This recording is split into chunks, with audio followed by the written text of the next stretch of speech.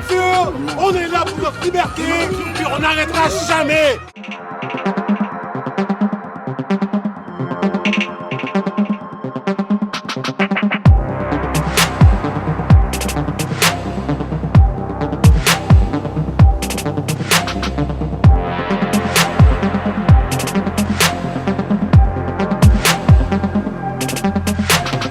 Salut tout le monde, le citoyen journaliste Guillaume avec vous. Je suis de retour à Montréal encore. Ce soir, c'est le pique-nique près de la rue Saint-Laurent. Donc, je vais demander aux gens, en fait, les gens ici, la plupart n'ont pas leur passeport vaccinal. Donc, je vais leur demander, est-ce que ça leur manque d'aller dans les endroits non essentiels? Puis demain, je vais me rendre à la manifestation des pancartes. Donc, je vais faire 2 manifestations dans un reportage. Fait que suivez-moi. Est-ce que ça te manque d'aller dans les commerces non essentiels ou ce qui demandent la passe sanitaire maintenant? Ça me manque pas du tout parce que dans les bars et les tavernes à Montréal, il y a 2-3 habitués, un aux machines à sous puis 2 à une table. C'est plus la même ambiance. Donc, on se demande où sont les gens. Est-ce qu'ils sont dans leur sous-sol? Qu'est-ce qui se passe au Québec? Pourquoi on n'entend rien dans les médias? Ben, pour moi, toutes ces places-là, c'est rendu des endroits non essentiels pour moi. Puis ils peuvent se le foutre dans le cul, leur monde artificiel qui veulent m'échanger contre une injection. Je suis parmi du vrai monde, puis pour ça, s'il n'y a pas de prix. Pour le reste, il y a visa. Depuis qu'il y a des parties comme ça, puis des fêtes, non, pas du tout. Je m'en ennuie pas. Vraiment pas. Moi, je suis déjà en train de réfléchir à un réseau pour pouvoir trouver la nourriture et puis tout ce dont on a besoin. On est rendu là.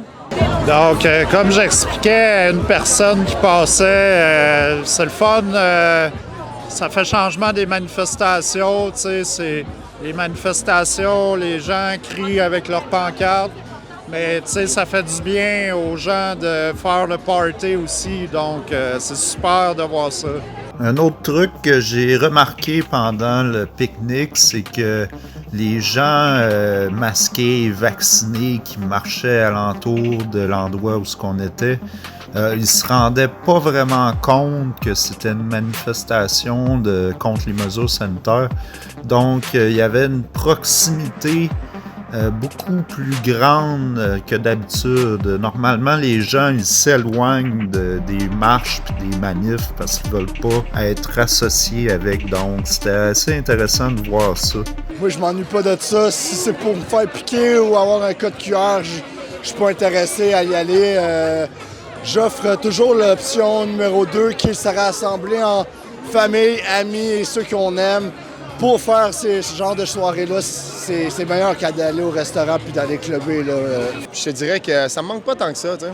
J'ai 31 ans, puis j'ai passé mon trip d'aller dans des bars puis tout. C'est sûr que c'est le fun de boire un pichet à la gang, mais tu sais, quand t'as une maison, t'as une cour, t'es capable d'inviter tes chums à la maison, t'es capable d'avoir du fun aussi. Il y a toujours d'autres alternatives. Fait que non, ça me manque pas tant que ça. Absolument, moi ça me manque beaucoup. C'est sûr qu'on peut se dire qu'on peut cuisiner à la maison, qu'on peut s'arranger un petit peu par nous-mêmes. Toutefois, moi, j'étais une serveuse avant, j'étais une barmaid aussi. Je le faisais pas pour l'argent, cet emploi-là. Je le faisais vraiment pour le côté social, sortir, voir des gens, me défouler, m'amuser. Ça me faisait vraiment beaucoup de bien mentalement, ce métier-là. Donc, ça me manque vraiment parce que là, présentement, je ne veux pas encourager ça. Je refuse de travailler ne serait-ce quelques heures de plus avec un masque dans le visage. Je refuse d'encourager aussi la division à la porte, d'accepter un certain type de personnes et de refuser un autre type de personnes. Je trouve que c'est un fardeau aussi pas possible imposé aux restaurateurs, déjà qui ont assez souffert, d'après moi, de la crise. Laissons-les tranquilles. Et je trouve qu'il y a une incohérence, mais terrible, de laisser des adultes qui sont traités dans un restaurant à proximité, rire, boire, postillonner dans le visage des gens, quand nos enfants, nous, sur des pupitres, des bureaux, à une distanciation, eux sont masqués et on les empêche de sourire, on les empêche de s'exprimer avec leur visage. Je trouve ça vraiment triste. Que c'est ça, la soirée du pique-nique près de Saint-Laurent. Tout s'est bien déroulé. Il y avait quelques policiers qui surveillaient les lieux. Ils ont seulement refusé qu'on plug tout le kit de DJ. Donc, il y a eu de la musique quand même, mais c'était un haut-parleur à batterie, je crois. Donc, on se revoit demain pour la manif des pancartes.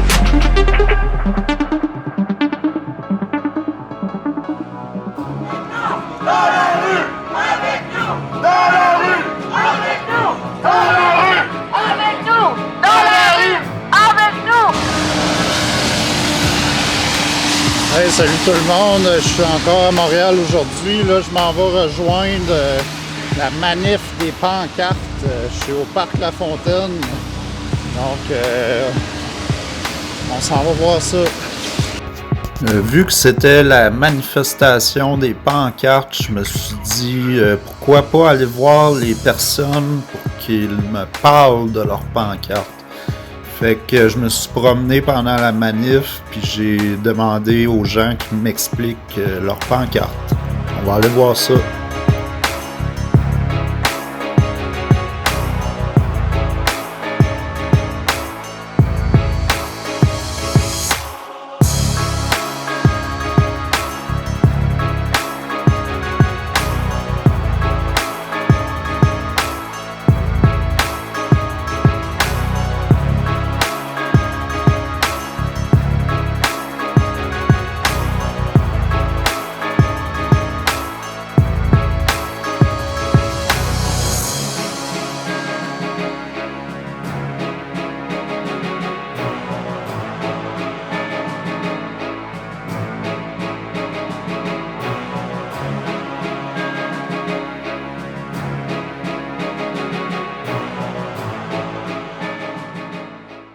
Ben, tu peux-tu m'expliquer un peu la pancarte?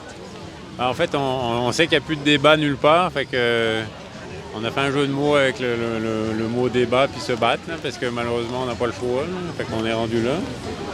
Puis ici, c'est un petit peu un clin d'œil, là. On sait qu'il mériterait ça, mais malheureusement on sait que ça n'arrivera pas, mais bon.